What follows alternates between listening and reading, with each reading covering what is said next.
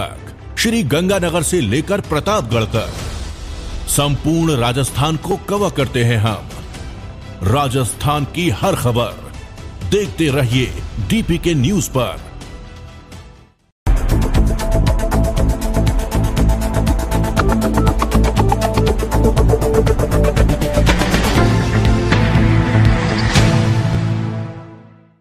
नमस्कार, हमारा राजस्थान बुलेटिन में आपका स्वागत है। मैं आपके साथ हर्ष चौधरी। बुलेटिन की शुरुआत करने से पहले एक नजर बुलेटिन की अहम सुर्खियों पर। गहलोत बोले, हिंदू राष्ट्र बना भी दिया तो एक नहीं रहेगा। कहा, बीजेपी आरएसएस ने कभी दलित आदिवासियों को गले नहीं लगाया।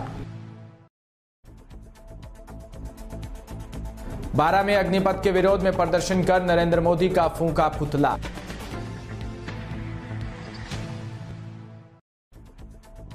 जोधपुर में एनसीबी पर लगे गंभीर आरोप के बाद एसीपी प्रेम धंधे ने पूरे मामले में की जांच तेज। और खबरें विस्तार से।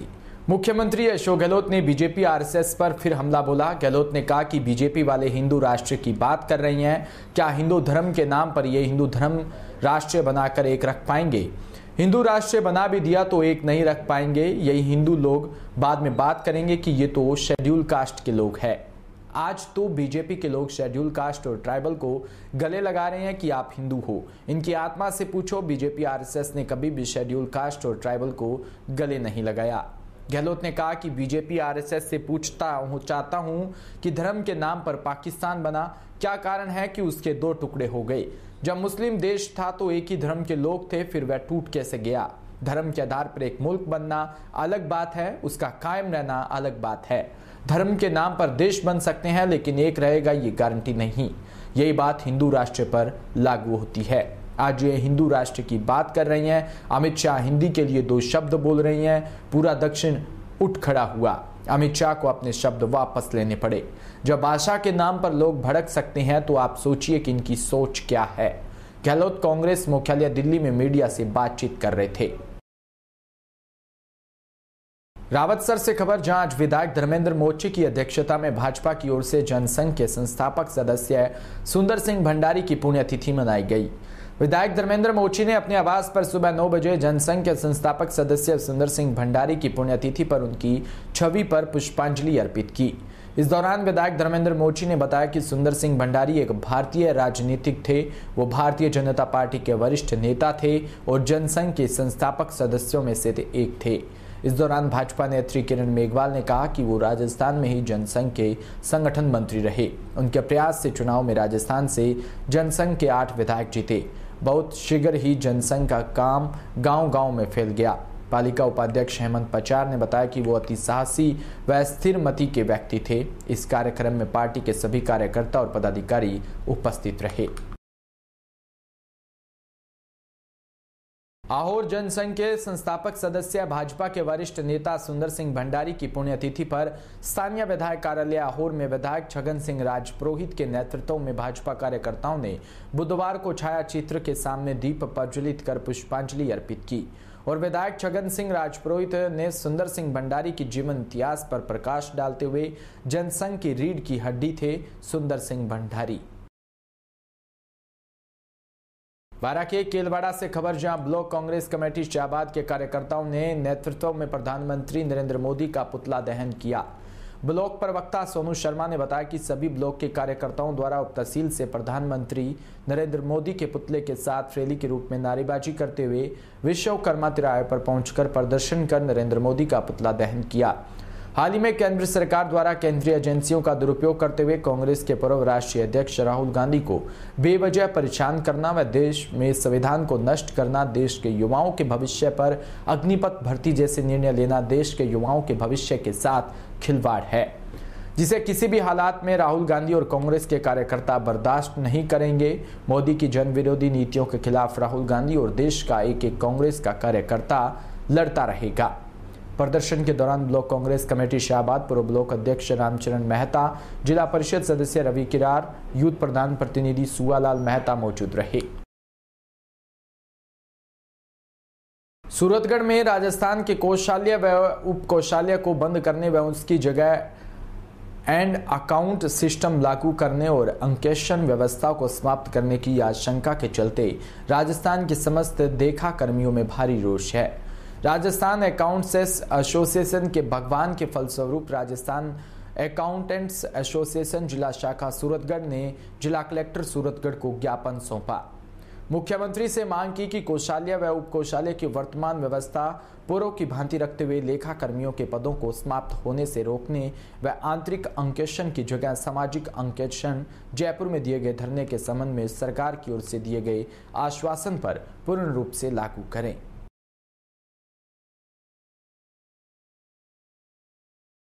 राजस्थान क्रिकेट एसोसिएशन के अध्यक्ष वैभव गहलोत ने अपने जोधपुर प्रवास के दौरान जोधपुर विकास प्राधिकरण द्वारा जीर्णोद्वार कराए जाने के बाद तैयार किए गए अंतर्राष्ट्रीय स्तर के बरकतुल्ला खान स्टेडियम का दौरा किया और बरकतुल्ला खान स्टेडियम की बदली सूरत और स्वरूप को देखकर काफी प्रफुल्लित नजर आए।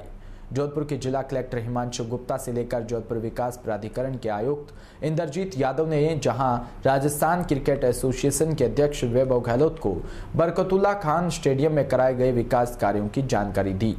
वहीं राजस्थान क्रिकेट एसोसिएशन के विभिन्न पदाधिकारियों ने भी आपस में गहन मंथन किया और भविष्य में होने वाले अंतर्राष्ट्रीय क्रिकेट मैच को लेकर तैयारियों के साथ तैयार किए जाने वाले एमओयू पर भी चर्चा की। माना जा रहा है कि बहुत जल्द आधिकारिक रूप से राजस्थान क्रिकेट एसोसिएशन और जोधपुर विकास प्राधिकरण के बीच एमओयू होने के बाद राष्ट्रीय अंतर्राष्ट्रीय क्रिकेट मैचों का रास्ता खुल सकेगा। इससे पूर्व जोधपुर क्रिकेट एसोसिएशन की तदर्द समिति के संयोजक शैतान सिंह सांखला ने अपनी टीम के साथ वैभव गहलोत के अलावा आरसीए पदाधिकारियों का स्वागत किया। देखिए, हैंडओवर का मैंने अभी पहले भी जैसे बताया कि तमाम मीडिया बंधु पिछले 2-2.5 साल से खुद यहाँ पे जब मैं आया तब आप लोग भी यहाँ पे आए, आप लोगों ने अपना समय निकाला और आप लोगों ने देखा होगा किस तरीके से बरकतुल्ला खान स्टेडियम की स्थिति पहले थी 2.5 साल पहले, और आज जब ये 2-2.5 साल में पूरा इसका नया स्वरूप बन गया है, रेनोवेशन का वर्क लगभग ऑलमोस्ट अब कंप्लीट है, बिल्कुल एक फाइनल स्टेजेस 5-10 दिन का काम जो जिस तरह से JDA बता रहा है बाकी रहा है फिनिश का। और उसके बाद हम लोग अभी जो आज हमारी मीटिंग है वो ये है कि हम MOU के ऊपर जो हमारे पॉइंट्स हैं उसको हम डिस्कस करना चाह रहे हैं कि हम लोग किस तरीके से रजामंदी आपस में कर लें इसको लेके, और फिर निश्चित तौर पे JDA प्रदेश की सरकार को जयपुर में भिजवाएगा इस फाइनल ड्राफ्ट को, और वहाँ से जब अप्रूवल आएगा उसके बाद MOU होकर निश्चित तौर पे उसके बाद हैंडओवर की प्रक्रिया होगी। जोधपुर की जनता को कब तक मैच देखने को मिल सकता है? देखिए, अभी आपने देखा होगा पिछले 15 दिन पहले भी हमने अंडर 19 का जो जयपुर में ट्रायल था उसको मैंने ये कह के यहाँ शिफ्ट कराया कि जोधपुर के जो युवा हैं उनको यहीं मौका आ जाए, वो जयपुर तक हर किसी को आने की इतनी लंबी दूरी नहीं तय करने, वो यहीं पे हो जाए, और उसी को देखते हुए हमने यहाँ किया। आने वाले समय में भी RCA की पूरी कोशिश रहेगी कि हम आने वाले समय में जब ये स्टेडियम अब हमने नए स्वरूप में इसको JDA ने खड़ा कर दिया है, RCA ने लगातार माननीय मुख्यमंत्री जी से मांग रखी है, तो निश्चित तौर पे अब हम BCCI को कहने की स्थिति में है कि वो लोग आएँ और यहाँ पे जो डोमेस्टिक टूर्नामेंट है पहले उसको भेज के और फिर यहाँ पे हम अंतर्राष्ट्रीय मैच की राह को प्रशस्त करें। Thank you.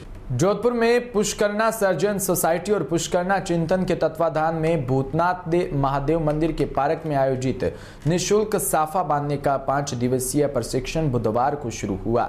शिविर का समापन 26 जून को होगा। प्रशिक्षण शिविर का विधिवत शुभारंभ सूरसागर विधायक सूर्यकांता व्यास व उत्कर्ष संस्थान के प्रबंध निदेशक व अध्यक्ष निर्मल गहलोत ने किया। विधायक व्यास ने इस अवसर पर कहा कि साफा सिरोपाव हमारी संस्कृति व परंपरा का परिचायक है और उसकी विशेष महत्व है। उन्होंने ऐसे प्रशिक्षण के आयोजक को महत्वपूर्ण बताया और कहा कि इसे सभी आयु के लोगों को साफा बांधना सीखना चाहिए। उत्कर्ष के निर्मल गहलोत ने कहा कि साफा बांधना हमारी महान संस्कृति है, इसको भावी पीढ़ी को अधिकाधिक जोड़ने की जरूरत है।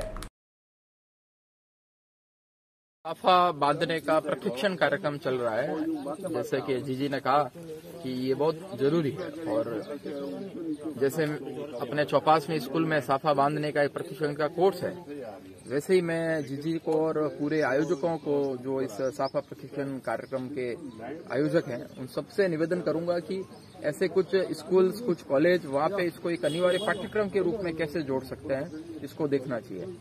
क्योंकि हर शादी ब्याह में जोधपुरी साफा तो यहाँ से लेकर कन्याकुमारी तक, अटक से कटक तक सब हर एक समारोह के अंदर बांधते हैं। तो ये साफा बांधने का अच्छा प्रशिक्षण प्राप्त कर लिया तो कई बेरोजगारों को एक ये रोजगार के रूप में भी मिलेगा और घर में साफा बांधना सीख लेंगे तो इधर उधर बाएं दाएं होना नहीं पड़ेगा कोई शादी और समारोह के अंदर। आयोजकों को बहुत बहुत बधाई।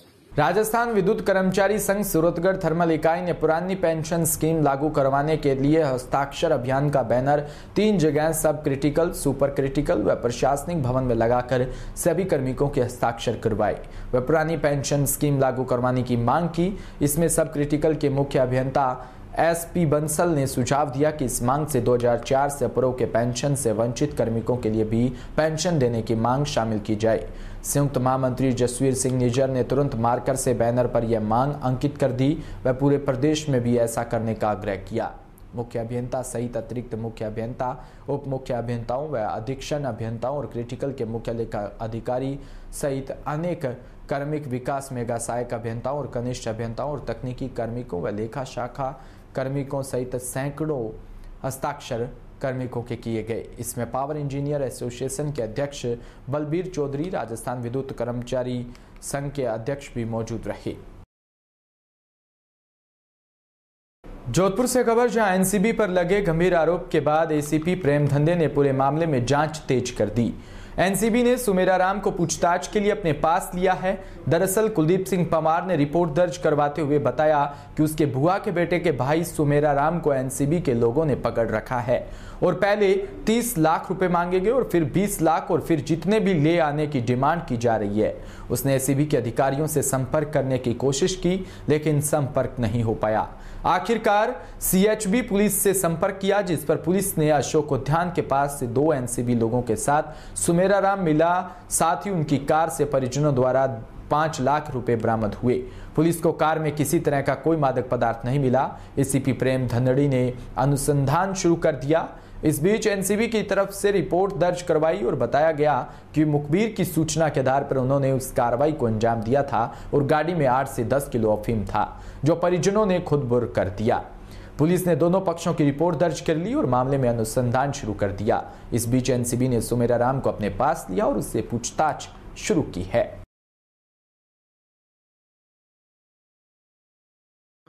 भाई भी मेरा डर गया था, बंदूक की नौक पे तो सब कोई डरते हैं। और अपनी भाई का काम क्या है, क्या व्यापार करता है? मेरा भाई ग्रेनाइट का व्यापारी है, उसकी सैनिटरी हार्डवेयर टाइल्स की दुकान है तिवरी में। वो व्यापार करने के लिए पत्थर, मार्बल, ग्रेनाइट खरीदने के लिए राजसमंद वगैरह जाता रहता है और वो अभी गत दिनों में काफ़ी समय से कह भी रहा था कि उसको कोई ग्रेनाइट की छोटी बड़ी लीज भी खरीदनी है तो वो इधर उधर घूमने के लिए भी जाता है। ये बात है और जाता है भी है। द्वारा ये इनको गलत फंसाया जा रहा था, क्या प्रेशर था उनके ऊपर? क्या एनसीबी द्वारा उनसे गलत फंसाया क्या जा रहा है? वो पैसों की डिमांड कर रही थी और मेरे को धमकी दे रहे थे कि अगर आपने पैसे नहीं दिए तो जिंदगी खराब कर दूंगा, ये कर दूंगा। घर पे मैंने उनको बोला कि भाई इनके बीवी बच्चे भी बीमार है तो मर जाएंगे, मेरे को मरने से कोई मतलब नहीं है। एनसीबी वालों ने जब गाड़ी की चेकिंग करी उसके अंदर कुछ बरामद कुछ बरामद नहीं हुआ। जैसे ही पुलिस की गाड़ी और मेरे भाई की गाड़ी वो साथ थी, उससे पहले मेरे भाई की गाड़ी में पैसे लेने के लिए मेरे साथ आए। जैसे ही वो पैसे लेने के लिए आए तो मैंने पैसे दिए। मेरे साथ पुलिस प्रशासन था, पुलिस प्रशासन के साथ मैंने जैसे ही पैसे दिए और मेरे को डाउट था तो पहले मेरे को थाने में मैंने सब बता ही रखा था तो उन्होंने एकदम उसको पकड़ा और थाने लेके आए। जैसे ही थाने लेके आए एनसीबी वालों ने मेरे भाई से गाड़ी से उतरती मारपीट की थी। उसके बाद तुरंत बाद एक मोटरसाइकिल पे भी एक एनसीबी का कोई कांस्टेबल आता है और मेरे भाई के साथ और मारपीट करता है, जिसका वीडियो मैंने पुलिस प्रशासन को सौंप रखा। पुलिस द्वारा क्या आश्वासन दिया गया? पुलिस द्वारा यह आश्वासन दिया गया है कि प्रशासन आपके पूरे साथ है और ईमानदारी से पूरी कार्रवाई करेंगे। इसमें हम पूरे आपके सहमति से पूरा साथ हैं। एनसीबी वाले अभी बिना पूछे ही, बिना परिवार के अभी भी वो चौपाल ने हाउसिंग बोर्ड थाने से लेके गए, ना हमको इन्फॉर्म किया है और ना ही हमको कोई पेपर वगैरह भी देके गए कि हमसे पूछताछ करेंगे या जो भी कुछ है। सरकार से क्या अपेक्षा करते हैं? हम केंद्र सरकार से भी, एनसीबी वालों के चीफ से भी हम कहते हैं, रिक्वेस्ट करते हैं कि इन सब का आप खुद जांच पड़ताल खुद करावें, अपनी नज़रों के अंदर पूरा ये कि जो भी है इसका पूरा आप आश्वासन देके आपको। आपका नाम? कुलदीप पवार। आप क्या लगते हो? मेरा वो कज़न भाई है, चचेरा भाई। अजी सर, पूरा क्या मामला है सर? एनसीबी वालों ने पाली टोल पे मेरे भाई को, जो सुमेर राम उसका नाम है, उसको 4:15 बजे के करीब उसको पकड़ा था वहाँ से। 4:15 बजे पकड़ने के बाद वहाँ से उसको ये जोधपुर लेके आए और करीब 6:15 बजे मेरे पास व्हाट्सएप कॉल आया और 30 लाख इन लोगों ने डिमांड की मेरे ऊपर। फ़ोन के ऊपर रात को करीब 2 बजे तक ये डील के लिए, पैसे लेने के लिए बार बार कॉल भी कर रहे थे, धमका भी रहे थे। अगर पैसे नहीं दिए तो ज़िंदगी ख़राब कर दूंगा, तूने भी नहीं दिए तो तेरे साथ भी मैं वही इसके जैसा हाल करूंगा। इसमें मेरे भाई के पास कोई अफीम वगैरह जैसा ये जो कह रहे हैं वो ऐसा कोई मादक पदार्थ भी पुलिस वालों ने चेक भी किया तो वो नहीं मिला। कि बार बार पैसों के लिए धमका भी रहे थे और थाने में आने के बाद में मारपीट भी की। आपने सूचना कब करी? मैंने चौपासी हाउसिंग बोर्ड थाने में करीब रात को 1:30-2 बजे के करीब मैंने सूचना दी थी और जैसे ही उसको सूचना दी, उसके कॉल पे कॉल आ रहे थे पैसे लेने के लिए। उसने मेरे को अशोक उद्यान के पीछे बुलाया था और जैसे ही मैंने थाना में इन्फॉर्म किया, कॉल पे कॉल आ रहे थे, थाने वालों ने एक साथ चल के हाथों हाथ ही कार्रवाई की और उनको पकड़ा था। एनसीबी का कब मालूम पड़ा कि एनसीबी के आदमी और आपसे डिमांड कर रहे हैं? एनसीबी का मेरे भाई के फ़ोन से उन्होंने बात की कि हम एनसीबी से हैं, इसके पास मादक पदार्थ 10 किलो से 15 किलो है, कभी 8 किलो बता रहे थे। हर फ़ोन पे थोड़ी अलग अलग बात कर रहे थे। 30 लाख की डिमांड से मेरे पास 25 लाख पे भी आए, 20 लाख पे भी आए। 20 लाख से जब 2:15 बजे का लगभग टाइम था तो उन्होंने बोला जितने हैं उतने लेके आ जाओ। जब मैंने उनसे ये बात कही कि अगर मैं पैसे दे भी दूँ तो क्या गारंटी है कि उनको छोड़ोगे या क्या है, कि उसकी गारंटी मेरी है कि मैं छोड़ूंगा। जब हमको पता लगा, ऐसा शक भी रहा था कि भाई एनसीबी से है ही नहीं, कि कोई अधिकारी ऐसे कोई रिश्वत मांग सकता है क्या। जब उन्होंने मेरे को, मैंने उनसे आईडी कार्ड के लिए भी कहा, आईडी कार्ड के लिए बोला, जब उन्होंने वैसे गाली गलौज भी की, गलत गालियां दी, परिवार पे भी गाली दी, भाई को पीटा भी गया। भाई ने मेरे को ये बताया भी है, मैंने उससे पूछा जब कि बंदूक की नोक पे वो फ़ोन करवाता था, वो पूरे परिवार वालों को भी फ़ोन करवा के पैसे मंगवा रहा था, सबसे व्हाट्सएप कॉल करवा रहा था। बार बार कभी घर पे किसी को, उसकी बहन को फ़ोन करके पैसों के लिए बोला, उसके परिवार के किसी न किसी सदस्य को।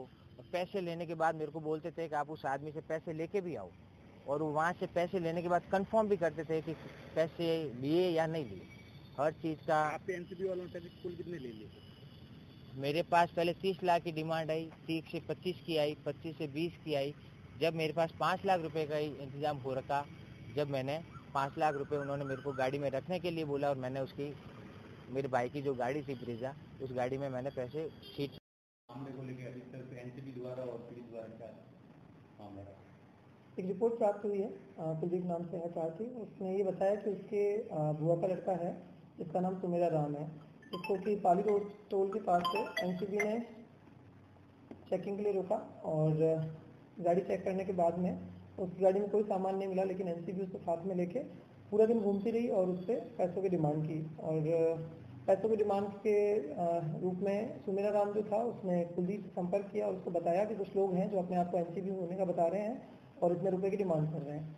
इस आधार पे थोड़ा डाउट लगा उनको एनसीबी की टीम के आधार पे, तो जिससे उन्होंने पुलिस से संपर्क किया और पुलिस थाने पे संपर्क करने के बाद में पुलिस की टीम उनके साथ में गई और मौके से 2 व्यक्तियों को डिटेन किया गया, जिन्होंने थाने आने के बाद में बताया कि भाई ये एनसीबी गए हैं। इस आधार पर मुकदमा दर्ज किया गया है 365, 384, 390 के अंदर एक्सटॉर्शन और अपहरण के लिए।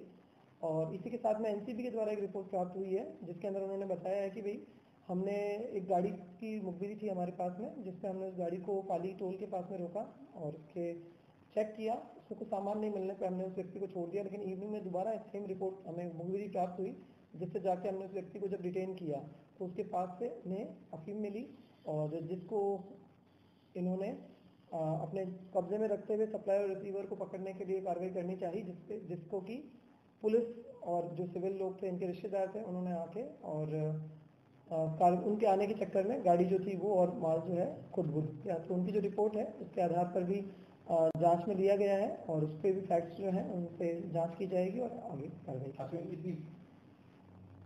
8 से 10 kg के बीच में उनका बताना था। वो बरामद हुई नहीं क्या? और अभी एनसीबी वाले सुमेटा को लेके गए हैं? बिल्कुल, पूछताछ करने के बाद। और ये कितनी पैसे की डिमांड की गई है? शुरुआत में 30 लाख की डिमांड थी, बाद में शायद 20 लाख में इन लोगों का डील हुआ। हाँ, जो कुलदीप है वो जो गया है मौके पे, उसने बताया एफआईआर के अंदर कि भाई 5 लाख रुपए मेरे हाथ में थे जो कि उन्होंने दिए। उसके बाद में टीम ने उनको हिरासत में लिया था, जो कि 5 लाख रुपए गाड़ी में ही मिले थे, जिनको अपन ने वजह से जब्त किया है मुकदमे में। और अशोक उद्यान पे दूसरा उन्होंने बोला गया जब आगे से और पैसे मंगवाए जाए जी, अशोक उद्यान पे बुलाया गया था उनको, क्या आगे जितने पैसे की डिमांड की थी उसका उनके आगे से मंगवाए के बाकी के पैसा आपको अशोक उद्यान मिलेंगे? नहीं, वहीं पे ही डीलिंग ऑलरेडी जो ये बता रही हूँ मैं, जो गए हैं ऑलरेडी प्रार्थी के पास में 5 लाख रुपए थे, वो रख लिए थे। इसी के साथ बुलेटिन में इतना ही। नमस्कार।